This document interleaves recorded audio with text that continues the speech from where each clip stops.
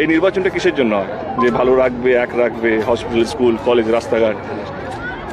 তো আমার মনে হয় আমি যেই দলই হোক না কেন, আমি তো বললাম, আমি তো ভোট তো চাইনি, একবার শুনে আমাকে ভোট দিন, আমাকে ভোটটা দিন বলেছি একটা। আপনাদের যদি মনে হয়, কারণ ভোট এমন একটা জিনিস, সেটা প্রত্যেকটা মানুষের গণতান্ত্রিক অধিকার। আমি আমার দলের হয়ে কথা বলতে পারি, আমার দল কী কী কাজ করেছে এবং আগামী দিনে কী কী কাজ করবে, এইটাই তো ক্যাম্পেন হওয়া উচিত। আমি জয় শ্রীরাম বলবো, আল্লাহ আকবার বলবো, এইটা বলবো, ধর্ম দিয়ে, সুশ্রী দিয়ে মানুষকে বিভ্রান্ত করা সেই রাজনীতির মধ্যে আমি বিশ্বাস করি না।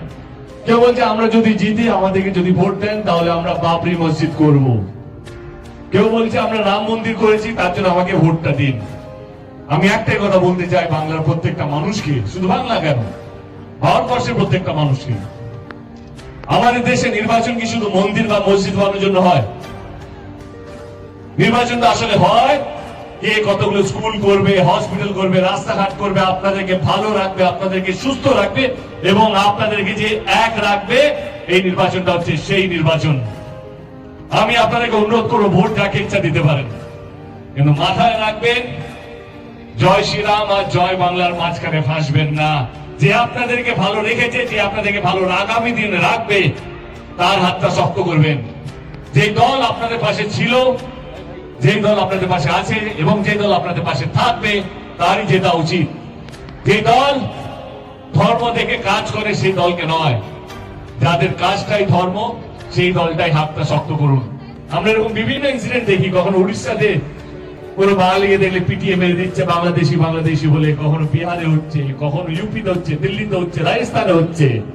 কিন্তু একটাই কথা বলো, কিছুদিন আগে উত্তরপ্রদেশের চিফ মিনিস্টার এসে বললেন কি এখানে উত্তর বিহার উপোসকে বেরিয়ে গেছে, হয়তো ফ্লিপ অফ টাং হয়েছে হয়তো। কিন্তু একটাই কথা বলতে চাই প্রত্যেকটা মানুষকে, এটা বিহার নয়, এটা বাংলা। এটা এমন একটা বাংলা যেখানে প্রত্যেকটা স্টেটের মানুষ থাকে। সে রাজস্থানী হতে পারে, সে বিহারি হতে পারে, সে নেপালি হতে পারে, সাউথ ইন্ডিয়ান হতে পারে, মহারাষ্ট্রের হতে পারে। এইটাই হচ্ছে আমাদের গর্ব। আমরা জাত দেখি না, আমরা ধর্ম দেখি না, আমরা শুধু মানুষকে ভালোবাসতে পারি, মানুষকে আগলে রাখতে পারি এবং মানুষের জন্য লড়তে পারি এবং মানুষকে ভালো রাখার জন্য মরতেও পারি। এটা হচ্ছে বাংলার ঐতিহ্য, এটা হচ্ছে বাংলার গর্ব।